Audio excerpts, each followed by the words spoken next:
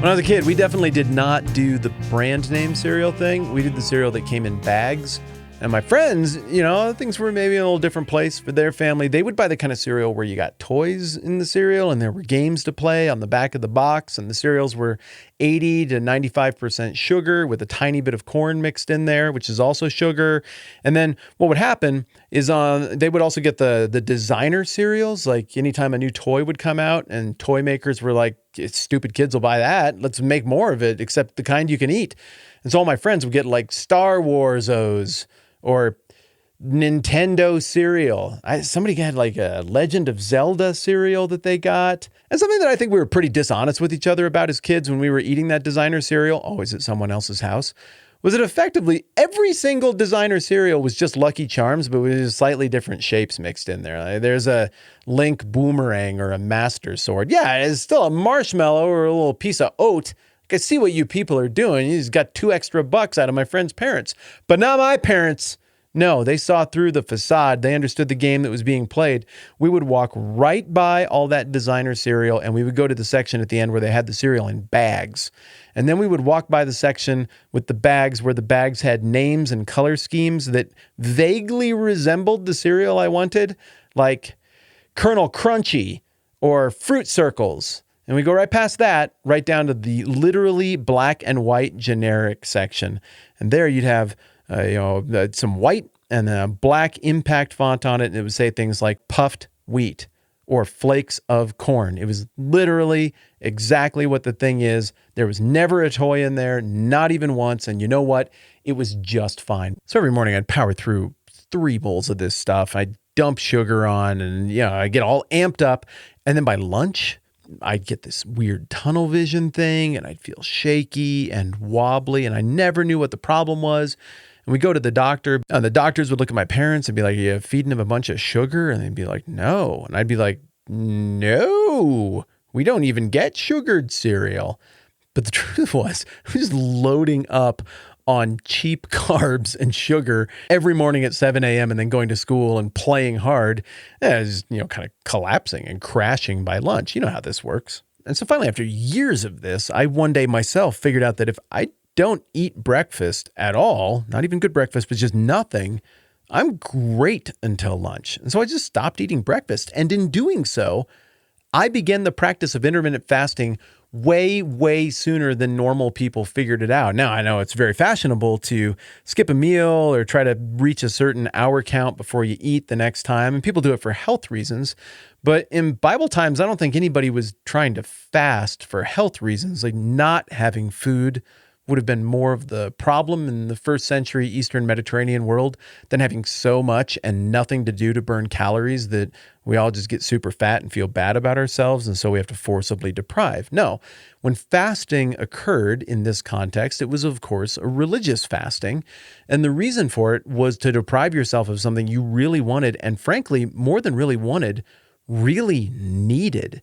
And so in that regard, I think the whole concept of fasting isn't one that neatly translates to how we think today, because for most of you who are hanging out with me here, and certainly for me, food, we know it's a necessity, but it just happens so easily and is in front of us all the time that it is something almost easily subconsciously mistaken for a pleasure, a joy, a luxury. And so to deprive ourselves has a very different meaning. But when there's no ambiguity about that in Bible times, it would seem that somebody fasting at that point is really trying to remind themselves who the sustainer of their life is God. I'm not just going a little bit hungry, I'm forfeiting control over this absolutely vital aspect of my life. And again, I think the hope is that some kind of clarity or focus or greater intimacy with God might occur. Now, at times, my understanding is that fasting could be an act of what later came to be called in certain Christian circles penance.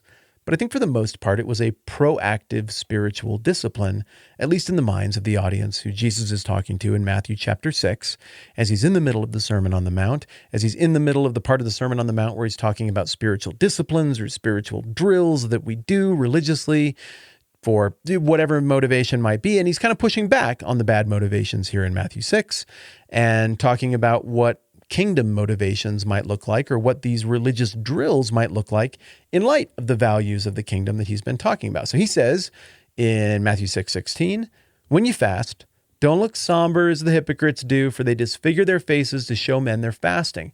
I tell you the truth, they've received their reward in full. But when you fast, put oil on your head and wash your face, so it won't be obvious to men that you're fasting, but only to your Father who is unseen. And your Father, who sees what's done in secret, will reward you.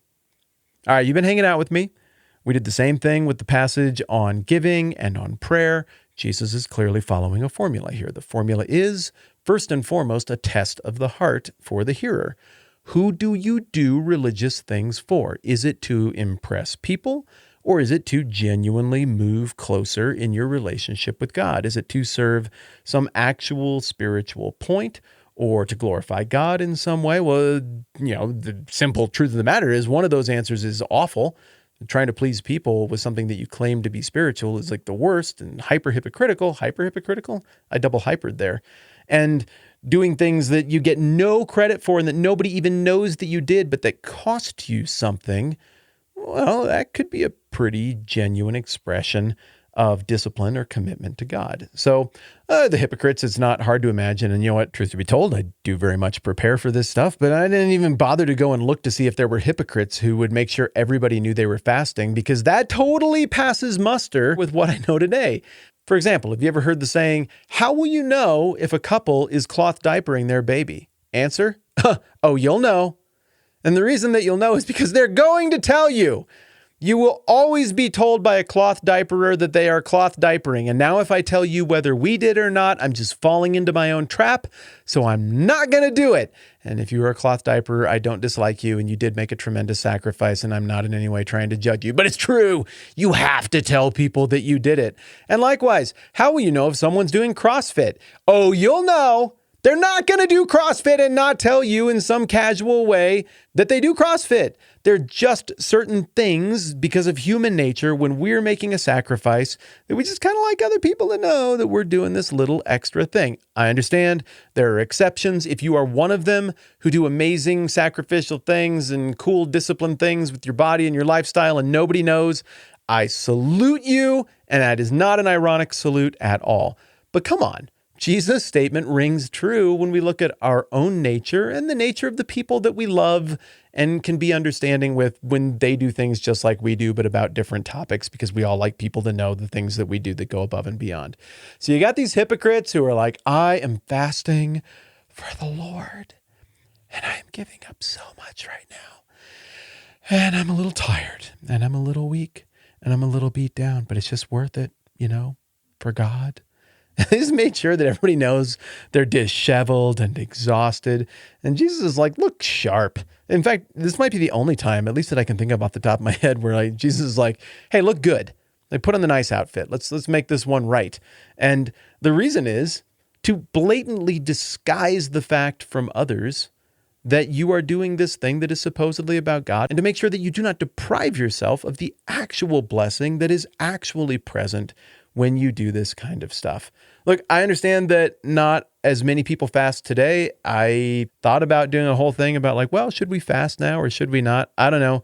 He assumed that his original audience did, but unlike the other two things that he assumed his original audience did, like being generous with your money and thinking about money in kingdom terms and praying, Jesus talked about those two things a lot in a lot of other places. Fasting, it just doesn't come up nearly as much. And so you kind of get the impression that he is speaking to a discipline that people did a lot, not giving some new commandment or reiterating fragments of old commandments to say, hey, everybody ought to be doing this today. But what you'll hear a lot when sermons happen on this passage is they'll do the, when you fast. Look, Jesus said when you fast. So he's assuming you're doing it. So you better do it. And even though the Bible doesn't actually tell you how to do it, I'm going to tell you how to do it because I'm the one who knows. And that's just such a backwards read on this text.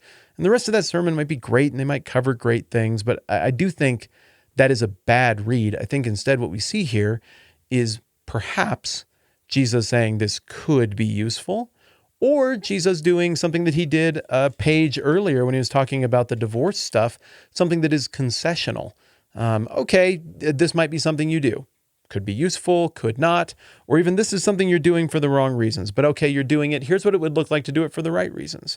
Whatever the case, I don't view this as a mandate for all people to fast forever. And I think if we used that interpretive approach across all of Jesus' words, it would actually get pretty weird. So for the second day in a row, I remind myself and I remind you that I'm in charge of nothing. I'm in charge of your body. You can fast or not fast. You can read this as being a thing that you're supposed to do or not supposed to do. I don't know. It seems like Jesus has a relatively positive view of it, and that maybe even there is some kind of spiritual depth to be gained from it. That's how I kind of read this language about a reward from the Father who sees what is done in secret. Whatever the case, I don't know, just maybe kind of keep that under wraps. It seems like it's the sort of thing that is between you and God, and the kingdom doesn't really need a great big giant complicated policy on fasting because nobody really needs to know if you're fasting, if you're getting it right according to this text. So for like the 10th passage in a row, the underlying theme is don't do the cold external religion thing if you're a citizen of the kingdom. Do the thing where you like mean it and you buy into this and you're vested and you care about the king and you care about the kingdom and you're sold on the kingdom values. Or to put it another way, using the absolutely simplest youth group Bible retreat language that just still happens to really ring true, God wants your heart. Whether you're doing spiritual discipline stuff, whether you're trying not to do naughty stuff, trying to do nice stuff, whatever the case, the motivation is that God wants your heart. And that seems to be how kingdom values manifest in the stuff that we do.